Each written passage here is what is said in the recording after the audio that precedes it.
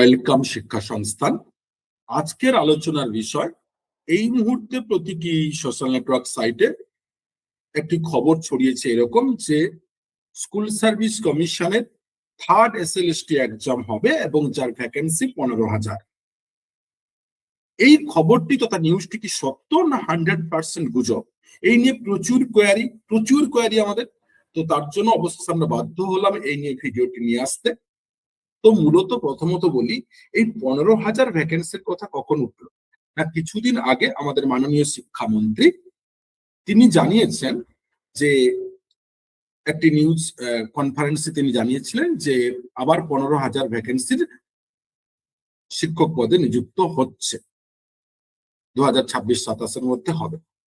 আসলে সত্যি কথা বলি, এবারে ব্যাপারটা এই নিয়ে কিন্তু গুজবটি ছড়িয়েছে, অর্থাৎ ঘটনাটি ছড়িয়েছে। অ্যাকচুয়ালি ব্যাপারটা হচ্ছে এই রিলেটেড কোনো খবর এখনো পর্যন্ত সত্যি কথা বলতে গেলে নেই।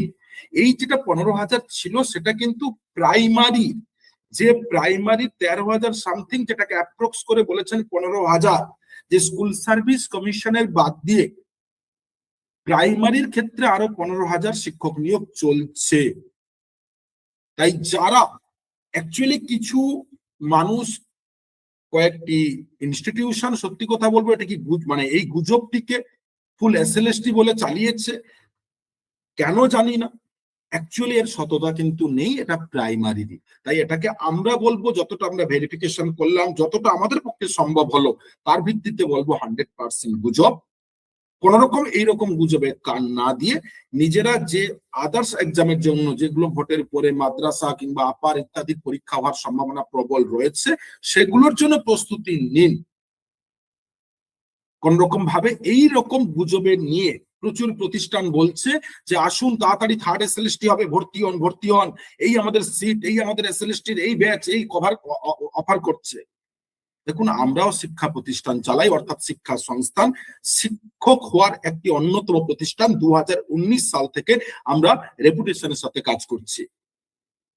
আমরা এইরকম গুজবকে কখনো কান দিই না, এইরকম গুজবে কখনো স্টুডেন্টদের কান ভাঙিও না। আমরা সর্বদা সত্যটাই নিয়ে আসার চেষ্টা করি এবং সেই সত্যটাই কিন্তু বললাম। তাতে কারো খারাপ লাগলে লাগতে পারে, কারো ভালো লাগলে লাগতে পারে, কারণ শিক্ষা সংস্থান শিক্ষার্থীদের জন্য।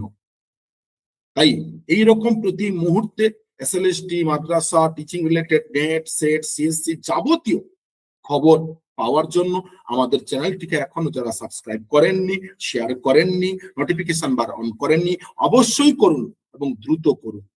ধন্যবাদ।